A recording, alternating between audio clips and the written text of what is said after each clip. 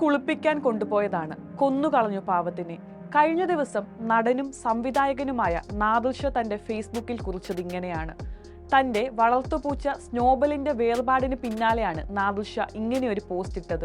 Ernakulam pet hospital എന്ന സ്ഥാപനത്തിനെതിരെയാണ് Nadir Shah post ഇട്ടതും തുടർന്ന് പാലാരിവട്ടം പോലീസിൽ പരാതി നൽകിയതും. 4 വർഷമായി നാദിർ ഷായുടെ കുടുംബത്തോടൊപ്പം ഉണ്ടായിരുന്ന പേർഷ്യൻ പൂച്ചയാണ് സ്നോബൽ. കുളിപ്പിച്ച് വൃത്തിയാക്കാൻ വേണ്ടിയാണ് മകൾ പൂച്ചയെ ആശുപത്രിയിൽ എത്തിച്ചത്. പൂച്ചയെ മയക്കാതെ ഗ്രൂം ചെയ്യാമെന്ന് ജീവനക്കാർ പറഞ്ഞെങ്കിലും മകൾ ഇക്കാര്യത്തിൽ സംശയം പ്രകടിപ്പിച്ചു. പൂച്ച അക്രമ സ്വഭാവമുള്ള കൂട്ടത്തിലാണെന്നും വ്യക്തമാക്കി. എന്നാൽ ഇതിലും വലിയ പൂച്ചകളെ മയക്കാതെ ഗ്രൂം ചെയ്തിട്ടുണ്ടെന്ന് പറഞ്ഞ ജീവനക്കാർ പൂച്ചയുടെ കഴുത്തിൽ ചരട് കെട്ടി വലിച്ചുകൊണ്ടുപോയെന്നാണ് നാദിർ ഷാ പറയുന്നത്. കുറച്ചു കഴിഞ്ഞ് പൂച്ച ചത്തുവെന്നും മയക്കുന്നതിനിടെ ഹൃദയാഘാതം വന്നതാണ് കാരണമെന്നും ആശുപത്രി ജീവനക്കാർ അറിയിച്ചു.